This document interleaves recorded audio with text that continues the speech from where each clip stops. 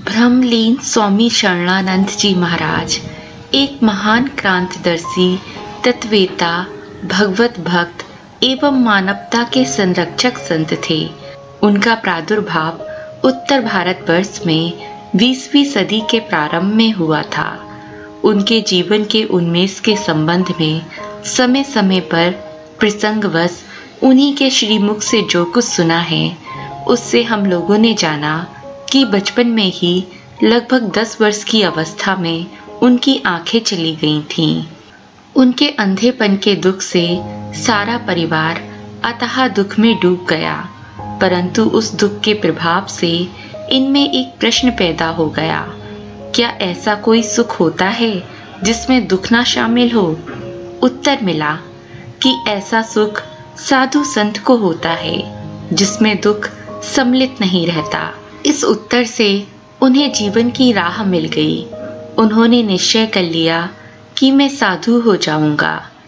इनके मन में यह चिंतन चलने लगा कि साधु कैसे बनूं, सतगुरु रूपी संत कैसे मिलेंगे। सतगुरु रूपी संत मिले, बातचीत हुई। संत ने परामर्श दिया कि ईश्वर के शरणागत हो जाओ। इनके बाल्यकाल के कोमल हृदय पर संत की वाणी का बड़ा गहरा प्रभाव पड़ा। ईश्वर की शरणागति स्वीकार करते ही इनके मन में ईश्वर से मिलने की तीव्र उत्कंठा जागृत हो गई। इस उत्कंठा ने शरीर और संसार के सारे बंधनों को ढीला कर दिया। 19 वर्ष की उम्र में इन्होंने विधिवत संन्यास ले लिया। इनका नवीन नामकरण हुआ स्वामी शरणानंद। उसी समय से सब सामान और साथियों का सहारा छोड़कर ये संन्यास धर्म के कठोर व्रतों का दृढ़ता से पालन करते हुए भगवान के सहारे रहने लगे। श्री महाराज जी की बाल्यकालीन घटनाओं से स्पष्ट विदित होता है कि भगवान के शरणागत होने का भाव इनमें इतना सजीव था कि सर्वसमर्थ प्रभु सदैव अपने साथ हैं। इस सत्य के अभिव्यक्त होने में देर नहीं लगी। एक बार मथुरा से आगरा जाते समय ये अकेले ही पैदल यमुना के किनारे किनारे जा रहे थे। एक स्थान पर ढाह गिरी। ये पानी में जा पड़े। नदी चढ़ी हुई थी। हाथ की लाठी छूट गई। तैरना कुछ आता था, पर बिना देखे पता नहीं चला कि किधर की ओर तैरे। शरण्य की याद आई और उनके भरोसे इन्होंने जल में डूबते हुए शरीर को ढीला छोड़ दिया। तत्काल ऐसा महसूस हुआ कि जैसे किसी ने इनको जल से निकालकर खुशकी पर डाल दिया। उठने के लिए जब इन्होंने धरती पर हाथ टेका तो एक नई लाठी हाथ में आ गई। प्रभु की शरणागत वत्सलता को पाकर इनका हृदय भर आया। उनकी महिमा से अभिभूत, उनके प्यार में मस्त होकर ये उठे और चल दिए। इनके जीवन की अनेक घटनाएं हैं जिनमें ईश्वर के प्रति अविचल आस्था एवं अनन्य शरणागति का परिचय मिलता है। जब कभी ये वृंदावन में होते तो प्रतिदिन श्री बाके बिहारी जी के दर्शन करने जाते। एक दिन एक मित्र ने पूछ लिया, महाराज जी आपको दिखाई तो देता नहीं है, दर्शन कर नहीं सकते, फिर आप मंदिर में क्यों जाते हैं? श्री महाराज जी ने उत्तर दिया, भले आदमी, सोचो तो सही, मेरी आंखें नहीं हैं तो क्या ठाकुर जी की आंखें नहीं हैं? मैं नहीं देख सकता, परंतु वो तो देखते हैं। मुझे देखकर उन्हें प्रसन्नता होती है, इसलिए मैं मंदिर जाता। कितना सजीव ईश्वर विश्वास है। श्री स्वामी जी महाराज एक बार ट्रेन में बैठे थे। ईसाई मत के पादरी साहब भी वहां आकर बैठ गए। थोड़ी देर बाद उन्होंने श्री महाराज जी से पूछा कि आप मसीहा को जानते हैं? इन्होंने सहज भाव से उत्तर दिया, जी हाँ, जानता हूँ। पादरी साहब ने फिर प्रश्न किया, मसीहा के संबंध में आप क्या जानते हैं? इस प्रश्न को सुनकर बड़ी प्रसन्नता के साथ श्री महाराज ने कहा, भाई, मसीहा खुदा के पुत्र हैं। मैं खुदा का दोस्त हूँ। मसीहा मेरा सगा भतीजा है। मैं उसको अच्छी तरह से जानता हूँ। मसीहा मुझे बहुत प्यारा लगता है। एक गेरुए वस्त्रधारी हिंदू सन्यासी मसीहा को अपना सगा संबंधी मानता है और आत्मीयता के नाते प्रेम करता है। ऐसे संबंध की कल्पना भी पादरी साहब नहीं कर सकते होंगे। वे श्री महाराज जी का उत्तर सुनकर स्तंभित रह गए। अंतर्चक्षुओं के खुलते ही इनमें इतनी सामर्थ्य आ गई कि बाह्य जगत को भी देखने में समर्थ हो गए थे।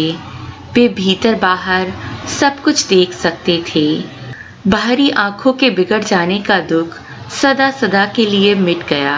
एक बार स्वामी शरणानंद जी महाराज सेठ श्री जयदयाल जी के सत्संग में स्वर्गाश्रम ऋषिकेश आए। उनकी भाषा विलक्षण थी।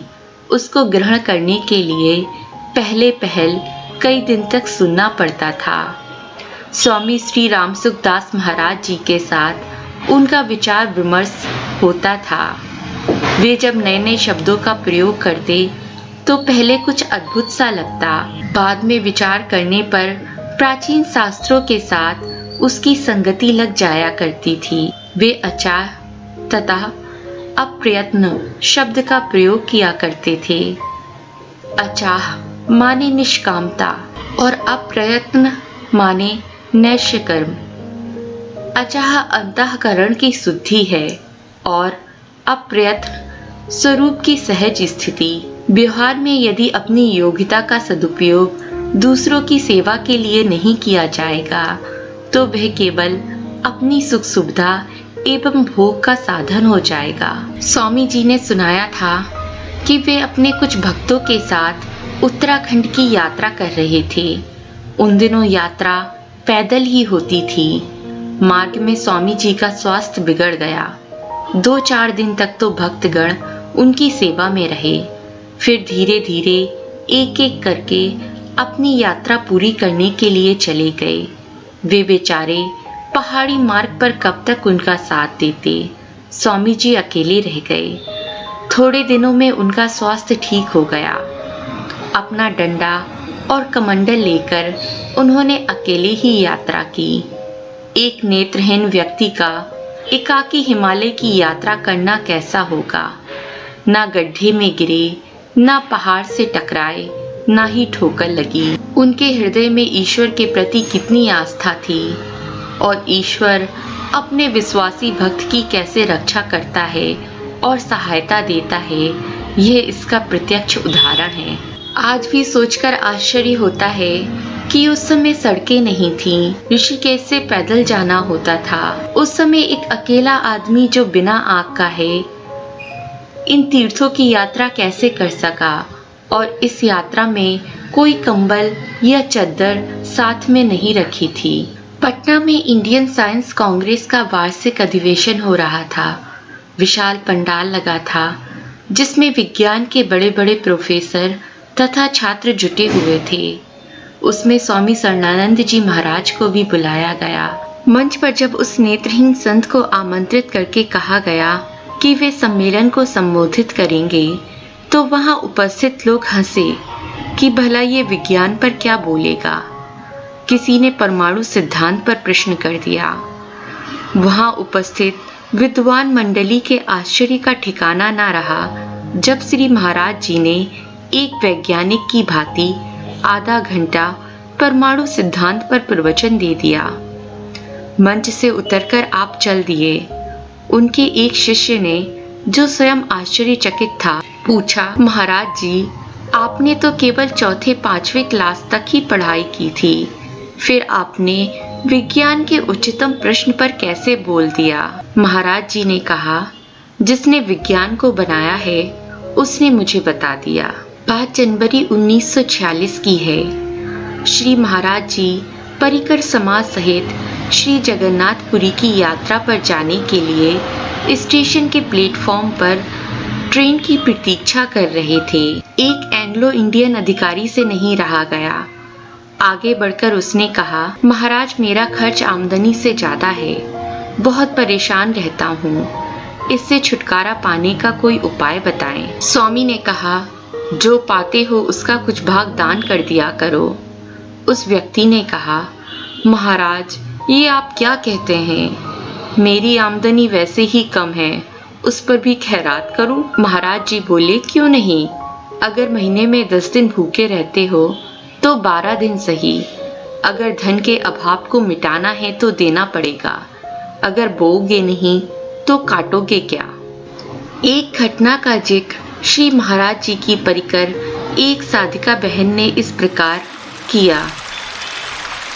स्थान था चंबल नदी का तट, ऊदी अबाई की गुफा, जहाँ पैर में चोट लग जाने के कारण कुछ समय तक श्री महाराज जी ने निवास किया। श्री महाराज जी इस स्थान के लिए चंबल तट स्थित शमशान घाट पर गए, जो गुफा के ठीक नीचे ही था। वहाँ जल काफी गहरा था।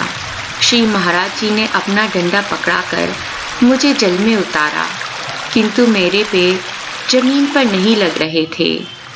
अतः मैंने उच्च स्वर से कहा, महाराज जी, मैं तो डूबी। श्री महाराज जी कहने लगे, मेरे होते हुए तुम कैसे डूब सकती हो? चलो डुबकी लगाओ। देखो, 33 डुबकियां लगानी हैं, तभी पूर्ण स्नान होगा। मैंने कांपते हुए साहस बटोर कर डुबकियां लगाईं। श्री महाराज जी कहते जा रहे थे, लगाओ 9 डुबकी, पंचतत्व, 3 गुण और 1 ब्रह्म। फिर लगाओ 9 डुबकियां, शरीर विश्व के काम आ जाए, अहंकार अभिमान शून्य हो जाए, हृदय परम प्रेम से परिपूर्ण हो जाए। लगाओ 5 गोते, जिनके प्रति तुम्हारे हृदय में दुर्भाव आया हो, उनसे क्षमा मांगो। अंत में 5 गोते उनके लिए लगाओ जो इस पवित्र नदी में स्थान की अभिलाषा अपने हृदय में संजोए मन महसूस कर रह गए और किसी कारणवश यहाँ ना आ सके, उन्हें इस स्नान का फल मिले।